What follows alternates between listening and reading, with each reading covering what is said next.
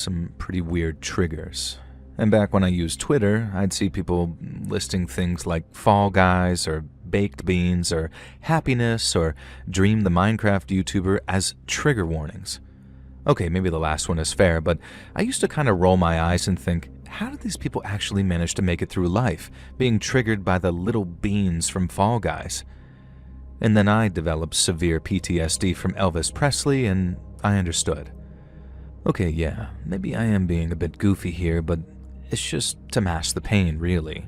I genuinely do become a sobbing, quivering wreck if I look at Elvis Presley too long, or worse, an Elvis Presley impersonator. I'm not even exaggerating either. It began when I was invited to a Halloween party with a specific costume gimmick. That gimmick? Freaking Elvis. Entrance was $5, or if you came dressed as Elvis, you got in free. I did not have an Elvis costume, so I just paid the $5 entrance fee, and I'd say about half of the partygoers skipped the Elvis nonsense too, but that still left 30 or 40 poorly conceived Elvises who had not left the building. And I'm not great with super tight crowds, and the party was way busier than it should have been. It was held in someone's house, and I don't think they realized the draw that the Elvis gimmick would create. There were men trying their best to be the king. There were goofy Elvises dancing in their blue suede shoes. There were sexy Elvises, both female and male, and I even saw one girl using the anonymity of her Elvis mask to repeatedly flash her breasts. And I was glad that I'd shown up in sensible jeans and a strappy top. I can't go wrong with being boring, and I'd gotten a ride with a friend who doesn't drink, so I helped myself to a beer from the keg. I needed it to deal with the ongoing atmosphere. Oh yeah, I forgot to mention, as part of the Elvis Ween, guess what singer was playing constantly on the stereo? Absolutely no break from Elvis's greatest hits, playing on repeat via Spotify. And even after my first drink, I was deeply regretting being there, but my friend had wanted to come, and she really loved Elvis. And when I decided to get my second drink, a short female Elvis stumbled up to me and handed me a red plastic cup of beer. She mumbled something about suspicious minds and sort of staggered off. Now, normally I would never accept a drink from a stranger, but even with the Elvis costume, I recognized her as another friend from college. Little did I realize that she wasn't saying suspicious minds, and she was trying to tell me that the drink was suspicious, and could I get rid of it for her. After the events of the party, I asked her why she handled it this way, and she could barely even remember. She said that she was drunk and scared that there was an Elvis who wouldn't leave her alone, and she was worried that her drink was spiked. Of course, being the buzzed idiot I was, and having sensory overload from so much Elvis, I just downed that drink. And I don't think it was roofied or anything. I've been roofied before, sadly, and it didn't feel like that. But there was something in that drink. Something that almost immediately started giving me a headache and the sweats. I started looking around for my friend, trying to tell her that I needed to go and that I really didn't feel good. And that's when I saw him, the most realistic-looking Elvis at the party. He didn't wear a mask, his hair was styled in a pompadour, and he wore Elvis sunglasses and that white rhinestone suit that made the king so famous. And there was only one man that I knew who could look that much like Elvis without actually being Elvis. And remember when I said that I'd been roofied before? Well, I'd been roofied by my ex-boyfriend a year before, and he had that same baby face, that same dark hair, the same build, everything. This was him. The Elvis staring at me across the room was my ex-boyfriend Rodney. I'd had to take a restraining order out against him. I was never able to prove that he was the one who roofied me, but he became what they called a fixated individual after I broke up with him, a complete and utter nut job. And now here he was, dressed as Elvis, watching me from across the room. And I know he was watching me because he did that thing where he used his two fingers to point to his eyes and then to me as to say, "Hey, I'm watching you." And I darted into the other room looking for my friend. Where the hell was she? I squeezed through the crowd, shoving lesser Elvises left and right, and people started yelling at me, telling me to watch it. But I could feel evil Elvis's eyes on me. And sure enough, when I looked around, there he was, slowly walking through the crowd like Michael Myers or some crap, but a perfect depiction of Elvis. I ducked into another room.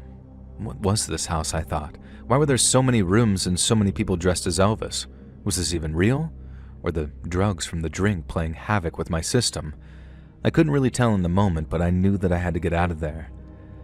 The Elvis was still pursuing me, and I tried to tell myself that it was just the drugs and alcohol, but he was slowly following me. And I think that I must have just kept looping around the house, barely coherent because he always seemed to be there. Eventually, I found myself outside in the front yard. More Elvises milled around and music was playing from some type of outdoor system. I turned to the front door and evil Elvis stood there. There was no mistaking it. It was my ex-boyfriend, Rod. He had this sort of knowing, smug grin on his face that was so familiar to me. The terror of him catching me was unspeakable. And then, despite pursuing me slowly for most of the night, he just suddenly leaped down the porch steps and came running directly at me. His sunglasses stayed on his face, his Elvis sideburns obscured his features somewhat, and I was certain it was him though. Why else would he be charging at me? I was confused, but I screamed, I turned to run, and my legs just gave out from under me. This evil Rodney Elvis was on top of me, grabbing at my hair and my clothes, and I have no idea what he had planned. It was like he was trying to just strip me naked, there on the front lawn in front of numerous other people. Rodney always was some complete psychopath, especially when he was on coke or some other drug, which was often. Thankfully, the crowd didn't take kindly to an Elvis Presley impersonator trying to violate me out front. The biggest, fattest Elvis I'd ever seen came thundering along the lawn, and I later realized that he was wearing a fat suit as part of his costume, and the whole shtick was Elvis just before he died. At the time, though, the hamburger sticking out of his jacket pockets just made me feel like I was going mad, but I didn't care. Fat Elvis leaped the final distance towards evil Elvis, my boyfriend, my ex-boyfriend, and body slammed him so hard that the pair of them went flying across the lawn. I pulled myself to my feet, unfortunately puking as I did so, which in retrospect I think saved me from whatever dodgy drug had been slipped into that drink earlier in the night. Fat Elvis was doing his best to stomp on evil Elvis, but his bulk, or rather the fat suit, was getting in the way. But now others were joining in. This group of random Elvis Presleys just absolutely pounding on evil Elvis. And that's when my ex-boyfriend rolled free and pulled out a gun. And within seconds he fired, hitting Fat Elvis square in the stomach. This Fat Elvis reeled back, fell over, and the other Elvises kinda held up their hands in surrender, backing away from evil Elvis as he stepped away. He fired one more shot into the air, causing everyone to duck, and then just took off into the darkness around the side of the house. A couple of the Elvises wanted to follow him, but the rest of us told them not to. The guy was armed. And then I told him that I knew who he was and we could just call the cops. And now, after all the chaos, skip forward a few hours. I found my friend, who took me to the police station, and I explained everything. I told them that my attacker was my ex-boyfriend Rodney and explained the history. They ended up looking him up, and the officer gave me this very strange and grave look. Rodney had been arrested a day ago for armed robbery on a convenience store in a completely different state, she explained. And she went on to tell me that he was still in custody and had been so for at least 24 hours. Now, I kept insisting. I was certain that that evil Elvis was Rodney, and she even put a call into the sheriff's department where he was being held. No question, he was still incarcerated. There was no humanly possible way that evil Elvis was Rodney. And later they questioned him about the incidents, and apparently he was just completely clueless, and they told me he even seemed to express genuine concern for me. And there you have it. A couple of years ago, I was stalked and attacked by an evil Elvis impersonator who appeared off in the night, and I have absolutely no idea who he was or why he targeted me. He looked so much like Rodney that I could swear that it was him, but there was no way it was, and so now anytime I see anyone dressed like the king, even Elvis himself, I remember back to that Halloween party, and I think about what he tried to do to me and what could have happened. One piece of good news was that plus-size Elvis, like I mentioned, was wearing what turned out to be an extremely large and cumbersome fatsuit, He was a skinny guy, and that meant that the bullet from Elvis's handgun was actually blocked by all the foam in that costume. So, plus-size Elvis, who actually turned out to be a friend of mine from college under all that makeup and fat suit, was absolutely fine. Now, I have no idea what became of evil Elvis. I'll scour the news for an Elvis impersonator committing violent crimes, but I've never found anything like that. And all I can hope is that he was just picked up for some other offense, and the only Elvis impersonation he's doing these days is hopefully the Jailhouse Rock.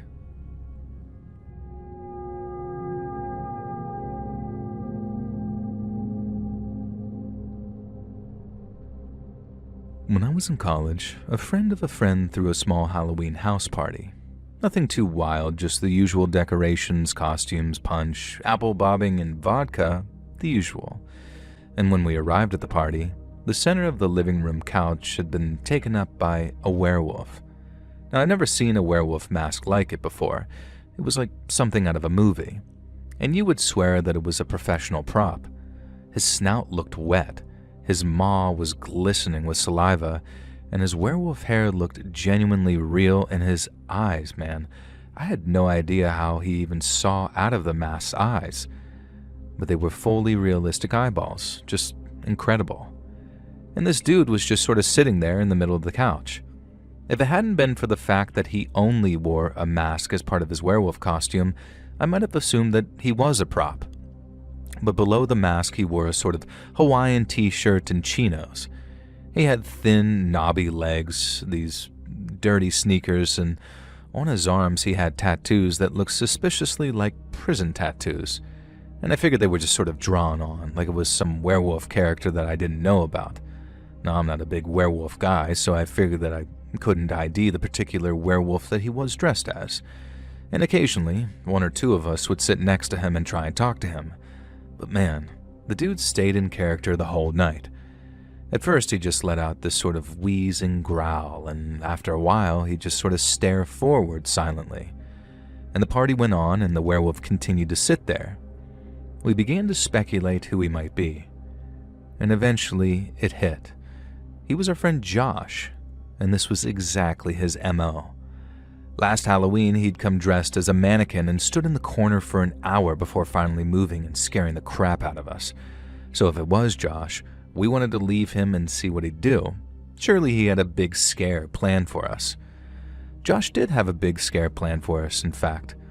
At just before midnight, he burst in through the front door dressed as Leatherface, swinging a toy chainsaw. And he apologized for being late, but his car wouldn't start. Now our eyes darted back between Josh and this werewolf, and the werewolf and Josh, and the werewolf just sat there, staring at us, unmoving, and it was beginning to just unsettle us. We explained the situation to Josh, how this werewolf was just sitting there, staring, and he got extra freaked out about it. And so he went over to this guy and says, "Buddy, say something. Buddy, who are you?" No reply. So Josh grabs the werewolf mask and pulls it off. And I'll never forget the sight of that gray face. Yellow bile had dripped from the corner of his mouth.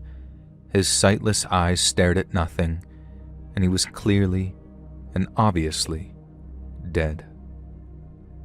Cue a massive panic as the party dispersed and we called the cops. Thankfully, none of us were under any suspicion, as the autopsy revealed that he'd taken a massive drug overdose, apparently stumbled into our party, sat down, and just sort of quietly died on my buddy's couch. He was just some homeless guy in his 40s, and none of us knew him. The cops couldn't even find a confirmed identity on the guy, and in the end, we were the only ones at his tiny funeral, covered by the state.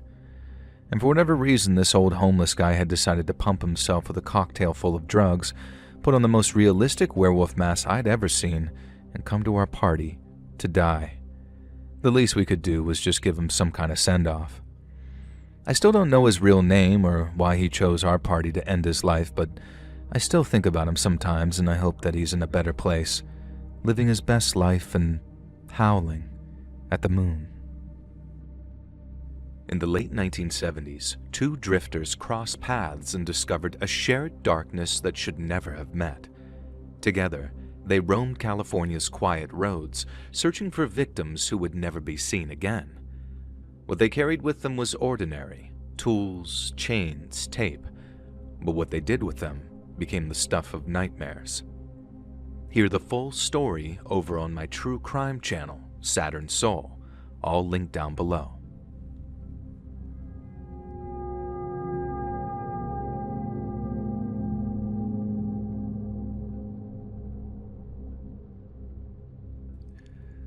Now, to set the scene, most of us are Kiwis living in Australia, and we're an odd bunch. There's me, Chris, and Paul, and we're all from New Zealand, and we all moved over here together. And then we met Rocky, an American bloke who just sort of gelled with us and became the missing member of our quartet. But we were lads who loved to party. We loved a lot of things, us, and didn't take life too seriously. And we weren't, and aren't, haters. But let's read, bro. I hate boats. I don't know if you've ever been on one. You're a YouTuber, so maybe you aspire to own a yacht or some crap like that, and have wild parties out on the deck where everyone gets drunk and imbibes substances. You know that Lonely Island song, "I Want a Boat"? It makes it look so much fun. Same as movies or shows where rich people go out on yachts and have a great time. Well, don't do it. It sucks. I didn't used to have a fear of open water, but I do now. And it's all because one Halloween, my idiot buddy Rocky decided that we, the boys, should all pool together, rent a yacht, and then pick up some baddies in a coastal bar and tell them that we were some rich Wall Street idiots and go out to sea for a good time. Sounds like a flawless idea, right? Well, yeah, it wasn't. Now, first off, Rocky barely knew how to pilot a boat, so we sort of ended up drifting out to sea for a bit and then dropped anchor and thought, hey, we've got alcohol, someone's brought, well, other things, and we managed to convince about 3 girls to come party with us. Now, never mind the fact that there were 5 of us guys. Only 4 of us were the tight crew, too, and the other guy, he was an Australian fella that we'd met in the bar, and he had the substances and pretty much begged us to let him attend our rich hedge fund party. He said he had some great investment opportunities to run past us. And of course, we weren't hedge fund managers or Wall Street wankers or anything like that. We were more like the schlubs from The Hangover or any Vince Vaughn or Owen Wilson American comedy movie that you can name. Just regular dudes who like to party, who like to try and usually fail hooking up with some honeys, and just have fun. We'd also blown most of our savings on renting this yacht for one day, and the deposit alone was completely eye-watering, which we would lose if any damage occurred to this vessel.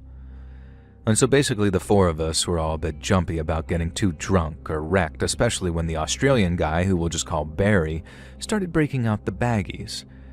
We realized that Halloween fell on a full moon that year in 2001, and Barry got incredibly excited about this, doing nose candy and howling at the moon as soon as the sun went down. Now please just remember here, we were dumb guys in our early 20s, Barry was probably 35 and we didn't know him at all, and we just invited him onto a boat from which there was no real escape, and the guy was off his head on the powder. Now me and my 2 other buddies, Chris and Paul, were making half-assed attempts to hit on the honeys we picked up, but they were more interested in Barry and his wild antics. Rocky, on the other hand, was absolutely freaking out, worrying about the deposit that we dropped on the yacht and then stressing in general. Eventually, he took me to one side while the others were getting drunk and high with weird Australian Barry. Rocky told me that he'd effed up big style, and a hell of a storm was heading right towards our location. That's fine, I said. We'll just raise anchor and sail back to the docks. We can't be that far out, right? And that's when Rocky tells me that he'd never actually dropped anchor, and the boat had been just drifting slowly further and further out to sea, and he basically just had no idea what in the hell he was doing. And it was almost nature or God or someone was playing a prank on us. No sooner had Rocky made this confession that the heavens absolutely opened up and heavy freezing rain began to pound down on the boat. The girls ran under the cover of the bridge, but there was barely enough space for all of us to fit in the small interior sections of this tiny yacht, the best we could afford. Now Barry, on the other hand, was standing out in the storm, Lightning was striking the water dangerously close by now, and choppy waves had begun rocking us back and forth. Rocky, Paul, and Chris were yelling at each other to navigate back to shore, and the girls were just screaming. Now, I'm not convinced they even knew how to plot the route back. How Rocky had managed to convince the rental company to even let us take the boat out, I'll never know that, but he was always good at bullcrapping his way through situations. But back to Barry, he was hollering and screaming about some sea witch, and I think he called her Shazanzi or something like that, and even 24 years later I've never been able to find any evidence of this so-called sea goddess. Barry was imploring her to save us, and then he paused as if listening for a reply. And this is when one of the girls said something to me that they'd seen Barry taking a whole bunch of LSD, at least 3 tabs. Great. So we had this mysterious Australian drug addict standing out in the storm, and holy crap, what was he doing now? He starts to produce a goddamn knife from the boat's toolkit and started carving a sigil into the wooden decking on the boat. Of course, Rocky's first thought was the goddamn deposit and how much money we'd lose, so he runs out into the storm and starts screaming at Barry. Barry cocks his head to one side again and yells that, sure, he'll do what Chazanay says. And then his face goes very serious, rain was hammering down, lightning striking, and he tells us that because it's Halloween and a full moon, Chazanay demands 2 sacrifices to release us from her domain. Now calmly, I ask him what he means by that, and he holds up the knife and makes a very obvious slicing gesture across his neck. I tell him, hey buddy, don't hurt yourself, and he laughs and says it's not him that Chazanay wants as a sacrifice. So I asked him who he wants, and he points to one of the chicks we brought with us, and then Rocky, the only guy who knows how to pilot the damn boat. So of course, I'm not about to let this high-as-heck Australian lunatic sacrifice any of us to his imaginary sea witch. But the storm is closing in, and Rocky's doing his best to navigate the choppy waters before any real danger occurs. At least, any real danger besides the lunatic drug addict who's demanding that Rocky and the girl whose name I don't even remember anymore, but I think it was probably like Belinda, come out and fall on his blade in the name of Chazanay. And so I'm looking around in the pouring rain, trying to find a way to de-escalate the situation without getting myself stabbed in the face by this madman. I spy a harpoon gun on the floor, but no, couldn't. I'm not shooting this guy with a spear and having that on my conscience. He's drunk and on an LSD trip. He doesn't deserve to die. He seemed like a solid bloke before the sea witch sacrifice crap. Unfortunately, Barry saw me looking at the spear gun and decided to make a move for it, towards me with a knife. He said I wasn't the sacrifice Chazanay wanted, but he wouldn't let me get in the way of saving the world from the storm that would consume us all. According to him, that's what was going on. This was the apocalypse, and it was on us all, and only the deaths of those 2 random people he just met would save the world, i.e., he was absolutely off his face on drugs. And you know when people are absolutely off their face on drugs, they like to talk, at length. And boy, did Barry talk. So much in fact that he didn't notice one of the chicks was sneaking around to the side of the boat towards Barry. And I remember her name was Krista because we dated for a while after this, but I think it was just a situationship because it didn't really last. And I guess being held captive by a sea god worshipping nut job isn't the best basis for a long-term relationship. Now anyway, Krista had crept up behind Barry, who was waving this knife in my direction, and she grabbed some kind of pole which I guess was used to fish things out of the sea if they fell overboard. Now Barry was in the middle of some big rant about saving the world. Rain was hammering down, lightning was lighting up the sky, and then wham! Krista smacks Barry in the head with the pole as hard as she could. He staggers, and for a moment I'm not convinced that he's going to go down. And so I dart in like the hero that I always wanted to be and sock him right in the jaw with the best and only punch I'd ever thrown in my life. The knife goes flying out of his hand right overboard and Barry collapses forward.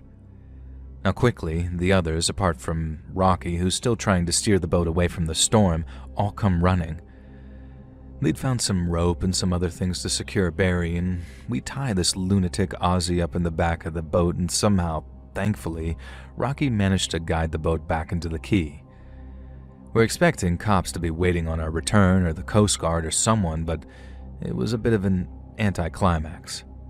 I guess Rocky never thought to actually radio the Coast Guard for help, which we still give him crap for to this day, and there was only one person waiting on that dock, and I could tell right away that she was the Karen type. Middle-aged, soaked to the skin, and looked like she was ready to call the manager. And thankfully, her anger was not directed at us. It was directed at Barry. She explained that she was Barry's wife and took one look at him hog-tied and incapacitated in the back of the boat and just said something like, "Bloody Nora, not again, you bloody C-word."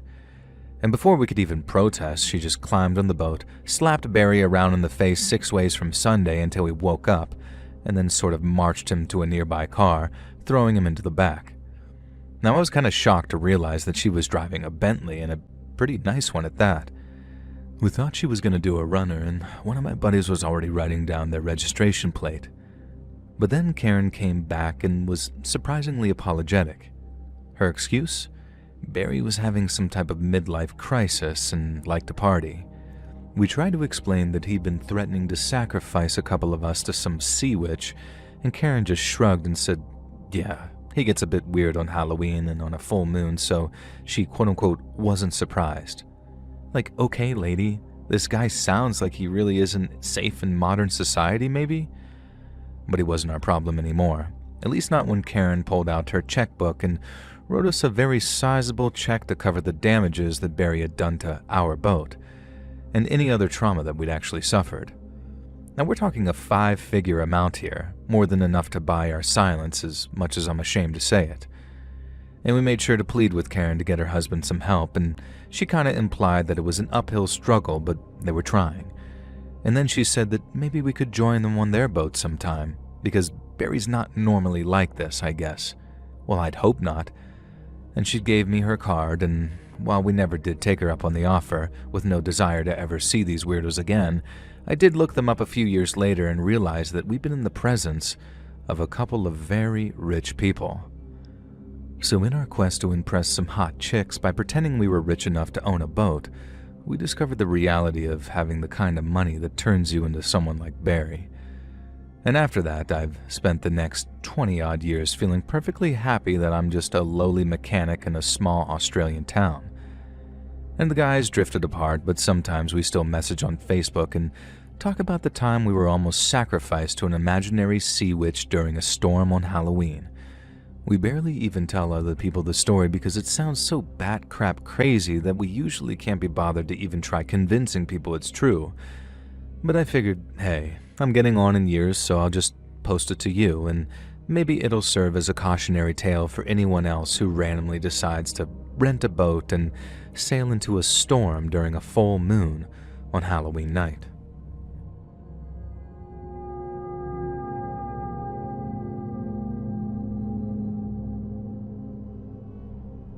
So I grew up in a pretty fundamentalist Christian town. Now I know what you're thinking. Christian communities like that get kind of a bad rap. Look, all I can share is my experience, and I grew up with strong morals, a strict but fair set of rules guiding me, and an understanding and loving of the teachings of Christ that I genuinely believe can make the world a better place if followed properly. Now, I'm not here to have some theological argument, though, but I want to set the scene that I lived in a very traditionally churchy town. I still live there now, and I'm proud to raise my kids here, and that's all I'll say. No, I'm not here to convert anyone else. Free will means that you can believe what you want. That's the beauty of it. But it is important to the story that you understand that from a very young age, I had a strong, willing faith in Christ that I and everyone around me celebrated. Now, we also went completely all out for Halloween. Now, our town, back in the 1980s, genuinely won awards for our parades and decorations. Now, you see, we don't believe that you should shy away from Satan and the demonic. You should confront it, parody it, make fun of it. That's what Halloween is all about to a lot of Christians, and while it has its roots in pagan culture, I actually believe that the way some Christians have adopted it is a legitimately beautiful thing. All this to say, the annual children's Halloween party held at the church hall was a huge gosh darn deal for us local kids. We got to dress up as spooky, scary skeletons, ghosts, witches, beasts. We did draw the line at devils and demons, but I don't know if that was a rule or just an unspoken thing that we just simply didn't want to portray ourselves as directly satanic. But the lore, sort of, was that the townsfolk decorated the place all spooky-like, and if any real evil came to town, then they'd see all this and think, we're not welcome here. We knew it was all metaphorical and silly and a chance to let loose, but I think it was a genuinely nice lesson that our town elders came up with. Halloween was a Saturday that year. I was dressed as a vampire. My buddy, Billy Ukes, decided that he had to go as the Ultimate Warrior from WWF, and it was called that back then, so that brought on a few chuckles. Now, Sally Simpson was a witch, but the good kind. Sammy Hall was a classic skeleton, and you get it. The party, which, as I mentioned, was being held in the church hall, had some sandwiches, little cakes, party rings, jelly and ice cream, and everything a kid's party would actually have. It was decorated with paper bats and pumpkins, and there had even been a pumpkin carving contest that the mayor of the town, who I'll call Mr. Watkins, was going to judge later in the afternoon. And the event was mostly for the kids, but a lot of the adults attended too. It was a real community event. Now, I remember Derek Rogers, the then owner of the local bar, his son still owns it to this day, carried around this sound system down to the church hall and acted as a sort of DJ, playing classic Halloween hits like the Monster Mash and whatever other Halloween songs might have existed back then. I don't really remember too much about the music because Derek Rogers didn't get too far into his set before, I'll just call, the event happened. Now, we were all dancing and jiving and having fun in the middle of the church hall when suddenly, out of the blue, there was a huge crash and an explosion of stone and wood. People started screaming and running away from the direction of that sound. Me, I was just sort of standing there, frozen like some fool. A gosh darn truck, complete with wicked-looking metal roll bars on the front, had just crashed through the side of the church hall. I recognized the truck. It belonged to the handyman that I'd seen around town recently, and he was a newcomer, and we all noticed newcomers. I'd heard my mom and pops talk about how he spent almost all of his spare hours, when he wasn't doing odd jobs for cash, praying in the church. Nobody really knew where he lived, and they said maybe he just lived in his truck. He yelled at me one time when I'd been walking past his truck parked on the sidewalk where I was painting Widow Young's front porch. And he told me to get away from his goddamn property, and he knew what us young spawn of the devil were like. And he used language that I don't think no God-fearing man should actually use, especially to a kid, but I figured God must love him because he had a cross tattooed over his heart, which you could see when he was doing his labor. Now, though, he was leaping out of this truck, stumbling over the debris, and pointing at us kids. In one of his hands, he held some rusty tire iron, and I can't remember what he said word for word, but it was something like, "Spawns of Satan, little demons, I knew you were infesting the town with your effing evil, your goblins, and I can see through the masks you wear, and you're all gonna die." Of course, this made most of the kids start screaming, crying, running to their parents at the back of the room, and everyone was still a little shell-shocked from the truck coming crashing through the church hall wall, and most of the kids were younger than me and my friends. We were 8 and 9, and most of them were 5 or 6-year-olds. Now, my protector instincts kicked in at that moment, and I spat out my little vampire fangs that I was wearing, which were annoying as heck anyway, and I definitely yelled at this handyman. "We ain't no evildoers, sir. We love Jesus just like you do." I might have been a little delirious given the situation. Then he said something I did not expect. He said that our town was infested with evil because we allowed, well, let's just say I can't repeat what he said, but they were certain racial slurs that implied that he did not believe non-white people should be allowed to live in our town. Then this absolute weirdo rips his shirt off, and I saw that he had some other tattoos which were sort of cross-shaped but not, and I think you can probably imagine the design that I'm talking about. So there I was, an 8-year-old kid facing down some racist who represented everything that I and Christ himself stood against. My little hands balled up into fists, and this handyman stared at me, totally fixated on me as he took one step towards me, and then another. I heard the sound of a gun being cocked, and then another, and then another. 7 of the adults had finally arrived on the scene. White, black, Latino, a multicultural mix of the beloved members of our community, our loved ones, the people this hateful man who'd risked killing a group of kids had decided were evil. One of the folks was my own dad. He put a hand on my shoulder and gently guided me behind him, whispering that I'd done good. And 7 guns were trained on this guy. I prayed to God, prayed harder than I ever had in my life that he wouldn't be stupid enough to charge at them and cause a firefight. I said the prayer, first under my breath and then louder and louder. "Jesus, forgive this man," I said. My mom had run up from behind and was trying to drag me away in case things did get violent, but I kept praying. And this handyman raised his tire iron, and he seemed like he was going to charge them. And then a gun went off. It was my dad's gun. And Dad had never been a good shot until Carl had always teased him for it, and to this day, I don't know if Dad's aim was true or off the mark, and he claims that he hit exactly where he had wanted to hit. And that bullet hit the handyman right in the hand holding the tire iron. Immediately, he dropped the weapon and began howling in pain. Dad just kind of stood there, frozen, while the other gun-toting townsfolk ran in, kicked the handyman's legs out from under him, and then held him forcibly at gunpoint until the sheriff's backup finally arrived. This handyman was arrested, charged, and sent to prison upstate. Now, I don't know exactly what the charges were brought on him, and I don't really want to know. All I know is that I attended a Halloween party where a deranged, misguided soul almost drove his truck into us, and then in my opinion we avoided any loss of life or serious trauma thanks to the love of Jesus, the bravery of the townsfolk, my defiant inability to back down, and most importantly, we were saved by my dad's absolutely abysmal aim. And this was near 40 years ago, and the old man's still around. He still can't hit a barn door with a banjo, and honestly, I wouldn't have it any other way.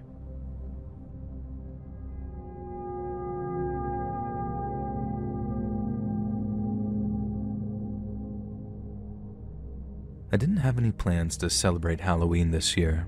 I bought some candy on the small chance that kids in my apartment block might trick-or-treat, but it had never happened before, so I didn't expect it this year.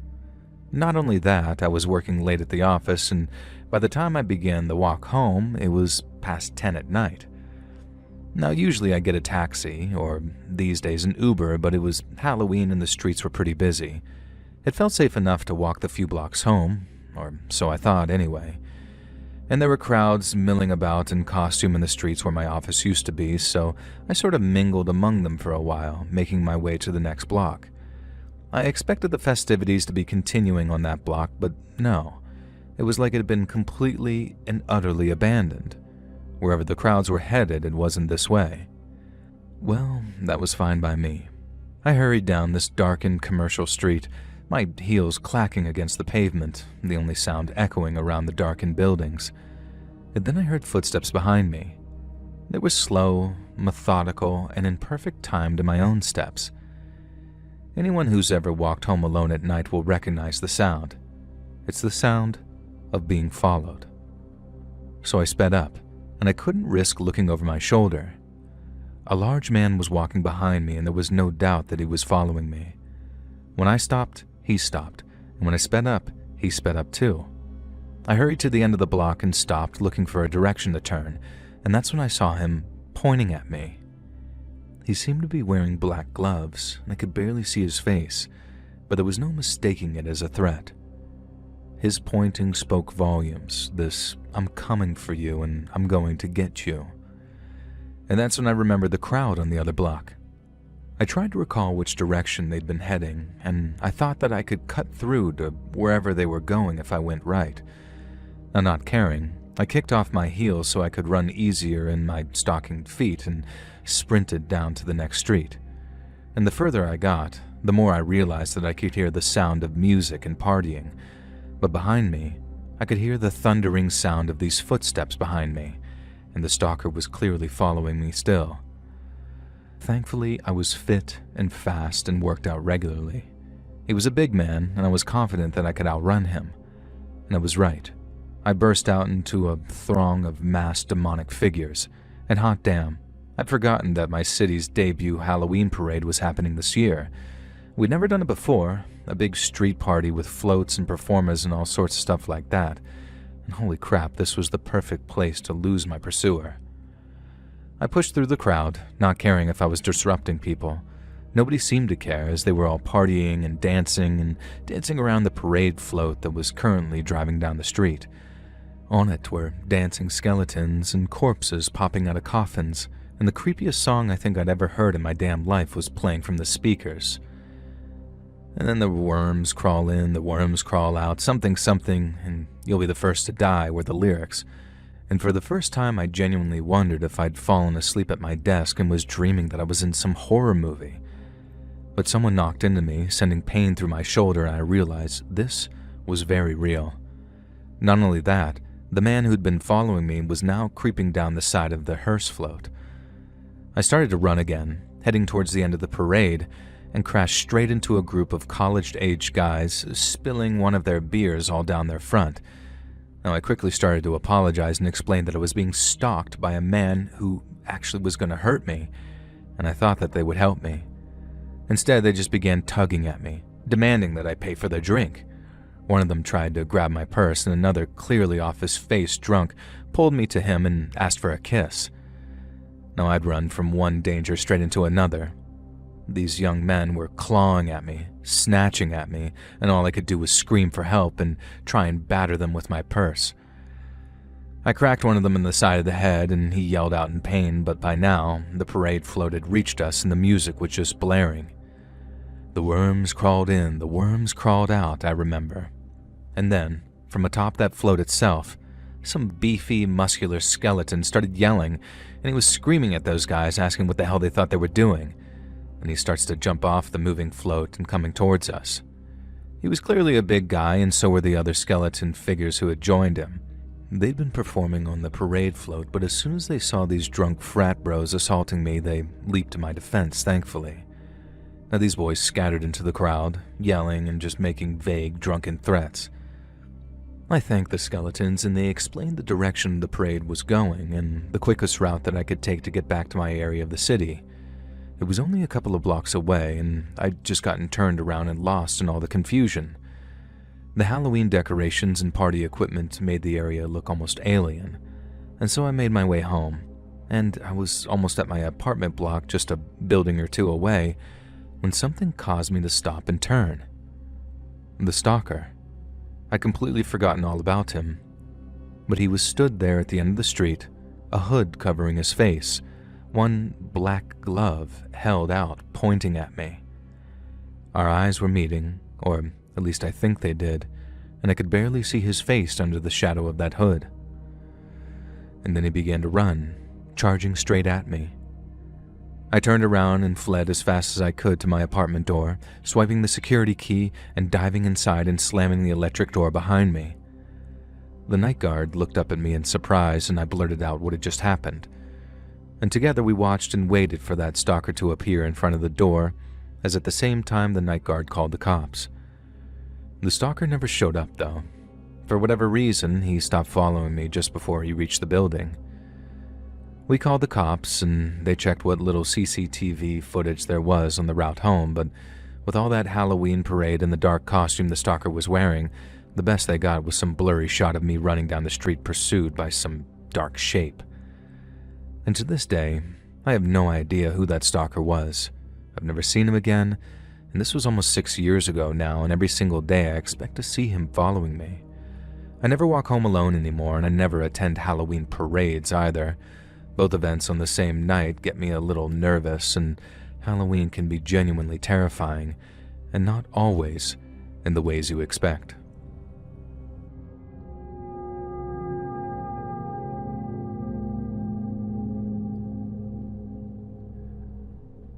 So I was at a Halloween party back in 2001, and it was the craziest night of my life. I'll never forget it, even though I kinda wish I could. I didn't really know anyone there apart from the girl who had brought me, because we were kinda hooking up at the time. She was a bit of a hood rat, and so were her friends. And when we got there was one chick just passed out on the front lawn, her skirt hitched up to reveal her underwear and just sleeping out there with no shame. But what the hell, right? I'd seen worse at frat parties. Now, little did I realize that this sleeping beauty would become the beast of my Halloween. And an hour or so had passed at that point when we were all inside dancing and having fun and enjoying life. And then suddenly, the sleeping psycho comes crashing into the house, screaming that she just had a prophetic dream that the punch had been spiked, with strychnine of all things. And then her eyes lit on me. She pointed and started screaming. I was the one. I was the stranger among them. I'd spiked the punch and was trying to enact some type of apocalypse prophecy. And I'm just sitting there like, no? But for some insane reason, half the party started to turn on me with some sort of suspicion.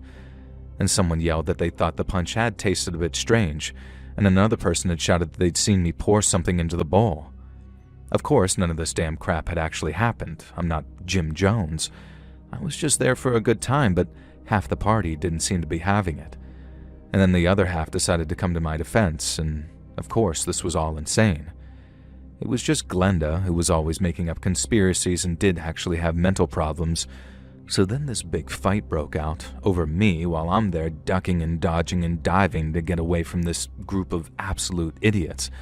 And all the while, this Glenda lady is just screaming about how I'm the Antichrist and put strychnine in the punch. And at the time, I didn't even know what strychnine was. A group of guys seemed to believe her because they started grabbing me, holding me down, punching me. And at that point, I thought this was it. I was probably dead. All these drunk idiots were going to kill me. I even tried to fight back, but it was at this point 5 versus 1. And then some other group of guys attacked them, and at that point, it just gave me a chance to get free. And I ran like the wind, jumped into my car, and just hightailed it out of there. I didn't give a crap about the girl who invited me. They were her psycho friends. And as soon as I was far enough away, I called the cops. Now, I had heard the party got shut down, and of course there was no trace of that strychnine or any other poison in the punch.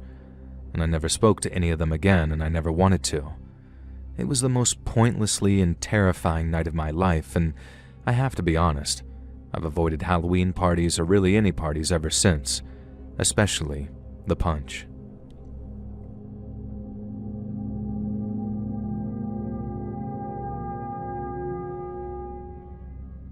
So I got a weird Halloween story for you.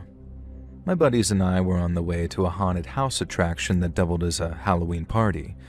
It was sort of what you call a bespoke thing set up by a friend of ours. I just turned 21, so I was used to relying on other people to supply the alcohol at various keggers and gatherings. And then as we drove to the host's house in the hills, it struck me as, holy crap. I was old enough to legally buy alcohol and bring some beers to the party and finally wouldn't feel like such a scab who was always begging other people for beer. And this was the first time that I'd stopped at a convenience store to buy alcohol, and I was buzzed. I had ID with me and I could legally buy whatever things I wanted and nobody could stop me. Vodka, rum and gin, and that's what I decided. I told my 2 pals to wait in the car and they were both 20, and I had a vague memory that some places won't serve you if you're with minors. I didn't want to risk anything getting in the way of this rite of passage, so I just sort of went across the parking lot, head in the clouds, and pushed open the door of the convenience store with the confidence of a 21-year-old who no longer has to rely on some fake ID to inevitably fail to buy beer. And the guy at the cash register was some scrawny guy who looked just a bit older than me. He gave me this weird, suspicious look that I interpreted as, "You're underage, aren't you?" And so I shot him this wide, confident smile.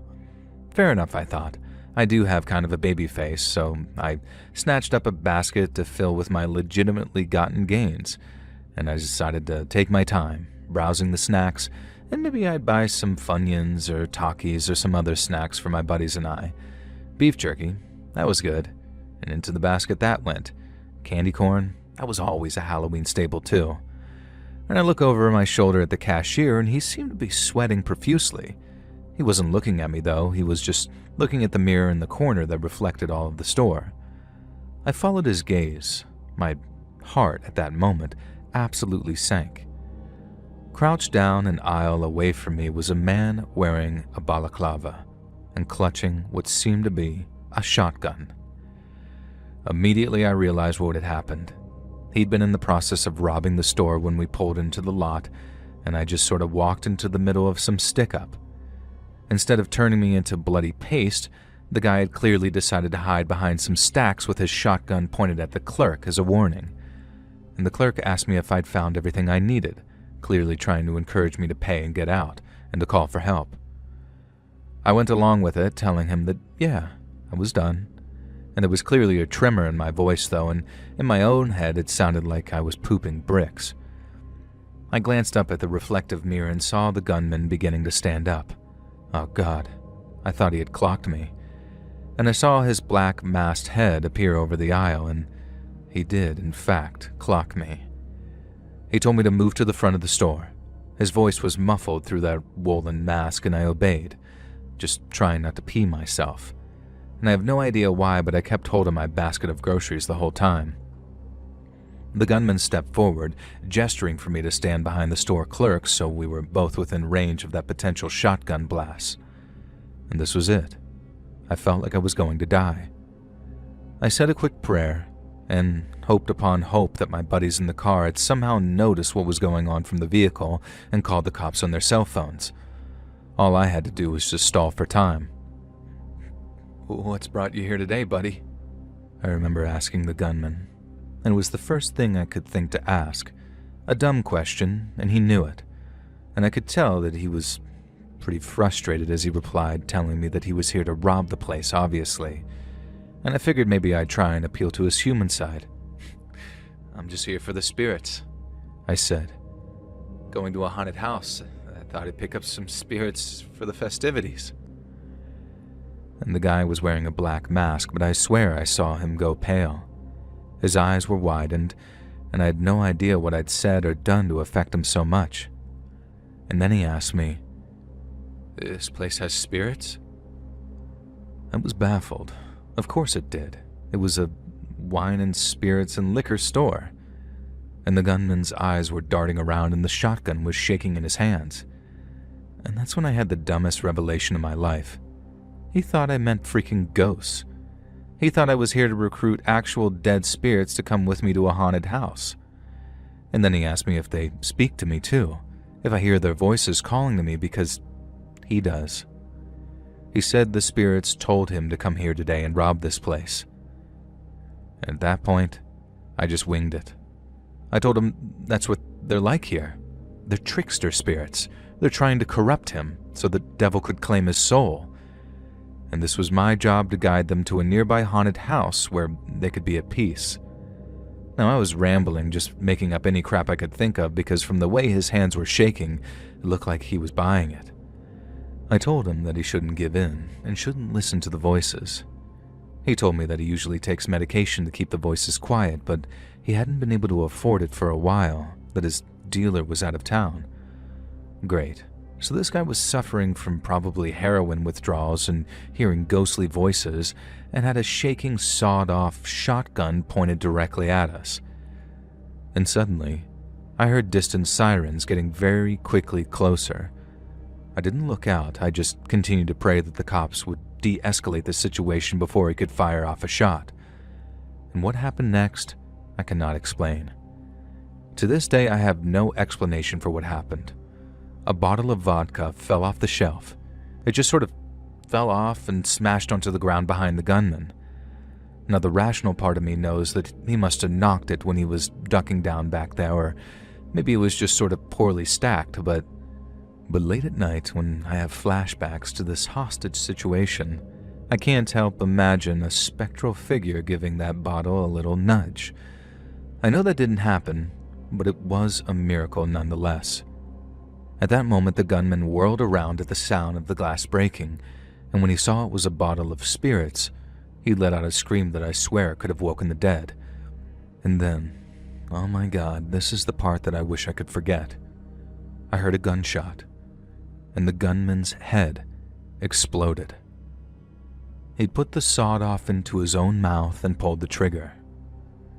I heard the bell over the door sound, heard the cops running in, yelling for me to get down on the ground, and I just complied in some type of daze.